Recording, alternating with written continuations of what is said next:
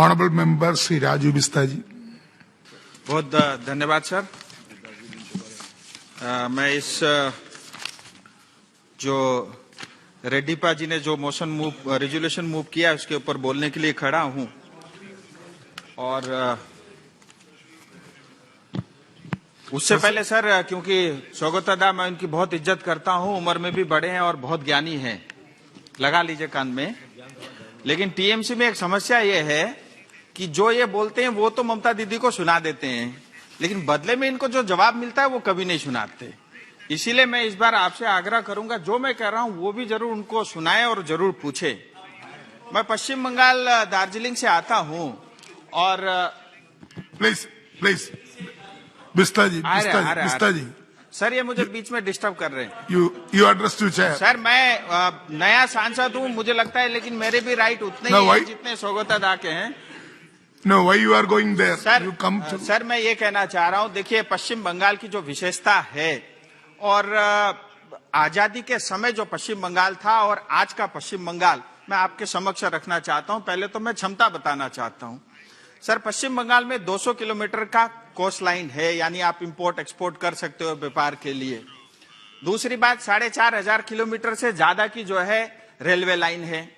4,500 kilometre की सड़क national highway या स्टेट हाईवे है। छोटी और बड़ी पीएमजीओएस के सड़कें मिला दो तो 90,000 से ज्यादा का जो है सड़क लाइन है। एग्रीकल्चर सबसे ज्यादा हो सकता है क्योंकि वर्षा सबसे अधिक पश्चिम बंगाल में होता है। धान भारत में दूसरे नंबर पे सबसे होता है, वहां सब्जी भी होती है, हाईएस्ट अनानास होता है और चाय भी होती है। इतना ही नहीं, हाइड्रो प्रोजेक्ट भी पश्चिम बंगाल में होता है। आलू बोल रहे हैं, 40 तरह के आलू के जो है वहां पे वेराइटीज आपको मिलते हैं। टूरिज्म भी है।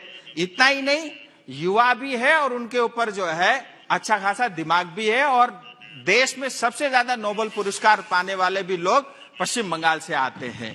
लेकिन मेरा प्रश्न दादा से है, आजादी के समय जो भारत के जीडीपी में 33% जो पश्चिम बंगाल कंट्रीब्यूट करता था, आज 3% से कम रह गया है।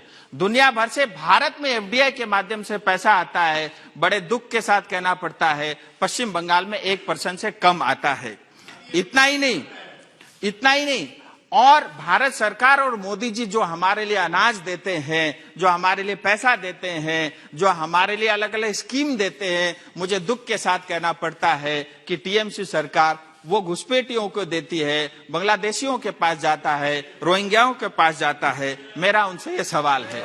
इतना ही नहीं, बड़ी बात यह है सर, आज पश्चिम बंगाल में जो 10 करोड़ जनता है उन्होंने बैंक से कोई कर्जा नहीं लिया, उसके बावजूद भी पश्चिम बंगाल के ऊपर में 6 लाख करोड़ का कर्जा है। मैंने 1 रुपए बैंक से नहीं लिया, फिर भी मेरे ऊपर 60,000 रुपए का कर्जा इन्होंने डाला है। मैं दादा से चाहूंगा कि ये आंकड़े जो है दीदी को जरूर दें।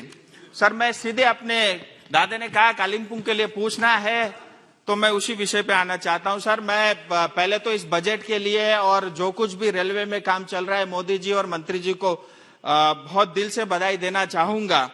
और 7वीं जो वंदे भारत ट्रेन जो है वो एनजीपी से हावड़ा हुई, ये हमारे लिए बहुत गर्व का विषय है सर।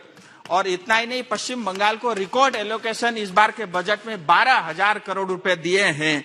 इतना ही नहीं, मैं नॉर्थ ईस्ट से भी आता हूं, मणिपुर में पैदा हुआ, इसलिए ये भी कहना चाहूंगा एनएफ रेलवे को जो है सबसे अधिक 11,000 करोड़ का जो है एलोकेशन मिला है।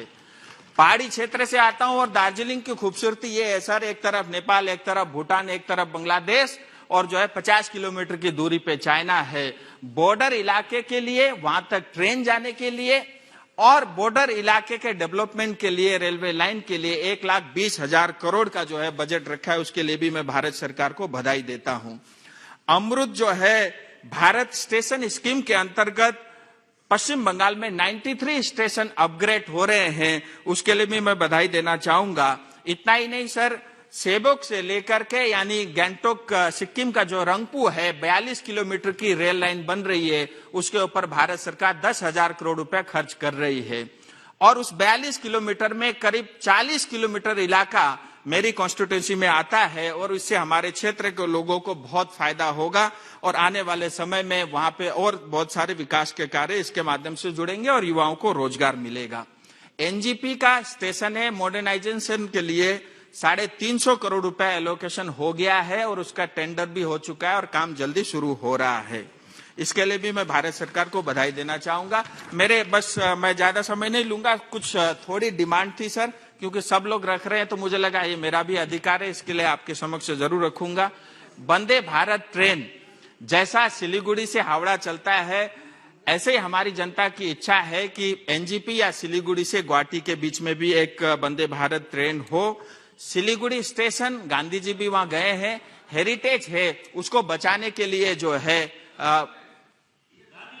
अच्छा, मंत्री जी बोल रहे हैं कि उसकी घोषणा भी हो गई, यानी वंदे भारत ट्रेन गुवाहाटी और जो है सिलीगुड़ी के बीच में चलेगी। सर आपने बोल दिया, ये बुलेट निकल गया, वापस नहीं आ सकता। इसी तरह सर मैं ये चाहूंगा कि सिलीगुड़ी जो एक हेरिटेज स्टेशन है उसका अपग्रेडेशन हो और नए रेलवे लाइन जैसे सेवक और रंगपू के बीच बन रहा है। मेरी जानकारी में यह है कि अल्टीमेटली रंगपू से गैंगटोक जाएगी और गैंगटोक से नथुला तक, यानी नथुला बॉर्डर तक हम लोग पहुंच सकेंगे। इसी तरह सिलीगुड़ी से कालिंपोंग, क्योंकि कालिंपोंग ब्रिटिश के समय में सर कालिंपोंग के पास तक जाने का जो है गेल खोला बोलते हैं, वहां तक था, अभी वो पूरी तरह जो है तबाह हो गया है। तो जनता की इच्छा है सिलीगुड़ी से कालिंपोंग और मिरिक को जो है नक्सलबाड़ी से जोड़ने की भी योजना चल रही है, इस काम में तेजी लाया जा सकता है। और सर तिस्टा से लेकर के बिजनबाड़ी पश्चिम बंगाल के सबसे बड़ा ब्लॉक है, शायद दादा को भी जानकारी में होगा। अगर और एक समय सबसे ज्यादा पूरा व्यापार जो है सिक्किम से लेकर पश्चिम बंगाल वो पहाड़ी क्षेत्र का वही होता था, केंद्र बिंदु होता था। तो तिस्टा से बिजनबाड़ी के बीच में जो है रेलवे लाइन हो। और सर एक बड़ा विषय है, ये पूरे हिंदुस्तान में एक बहुत बड़ा इशू है, जो रेलवे लाइन या रेलवे के जमीनों में बहुत कई 100 साल से लोग वहां पे बसे हुए हैं और असमंजस की जीवन वो जीते हैं। मेरा रेलवे मंत्री से अनुरोध है कि इसका स्थायी समाधान, इसका परमानेंट सॉल्यूशन होना चाहिए। सिलीगुड़ी में 1 नंबर वार्ड, 4 नंबर, 7 नंबर, 18, 24, 28, 35, 48 इतने सारे वार्डों में जो है लोग रहते हैं, इसका परमानेंट सॉल्यूशन हो। और टीएमसी जो एनजीपी के अंदर में जो सिंडिकेट राज चलाती है, अवैध कब्जा कर रखा है, उसको भी बंद हो। अंत में डीएचआर की बात करना चाहूंगा। सर डीएचआर दार्जिलिंग की आत्मा है और डीएचआर के बगैर जो है दार्जिलिंग अधूरा है। यूनेस्को की मान्यता मिली हुई है, 150 साल पुराना उसका इतिहास है। सर डीएचआर की आज जो स्थिति है बहुत अच्छी नहीं है, बहुत ही गंदे कोचेस है, बहुत ही गंदे कोचेस है। मेरा आपसे निवेदन है कि कोचेस जिस तेजी के साथ परिवर्तन होने चाहिए उस तेजी के साथ नहीं है। स्टेशन अपग्रेड होना चाहिए दार्जिलिंग का, करसंग, सोनादा और घूम का। और वहां पे जो हिल में, क्योंकि 95% लोग जो है नेपाली में बोलते हैं, लेकिन नेपाली में साइन बोर्ड नहीं है, नेपाली और हिंदी और जो है अंग्रेजी में साइन बोर्ड होने चाहिए। वहां पे जो भी जॉब निकलते हैं सर, क्योंकि लोकल लोग उस टेक्नोलॉजी को समझते हैं, जो ब्रॉडगेज वाले आप दार्जिलिंग में ले जाके बिठा दोगे वो समझेगा नहीं, क्योंकि उन्होंने जीवन भर उस रेल को देखा है। तो उसी पीढ़ी को मिले, उनको प्रायोरिटी मिले तो इससे अच्छा होगा। तीनधारे में वर्कशॉप है, उसका अपग्रेडेशन चल रहा है। तीनधारे में ही एक छोटा अस्पताल है रेलवे का, मैं मंत्री जी से निवेदन करूंगा कि अगर उसको अपग्रेड कर सके तो हमारे क्षेत्र की जनता के लिए बहुत उपयोगी होगा।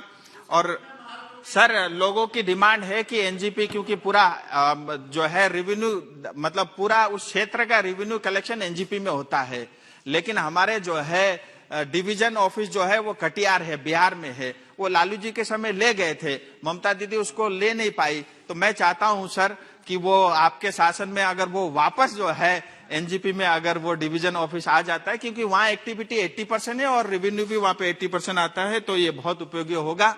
और अंत में मैं एक बार फिर भारत के प्रधानमंत्री और मंत्री जी को बधाई दूंगा।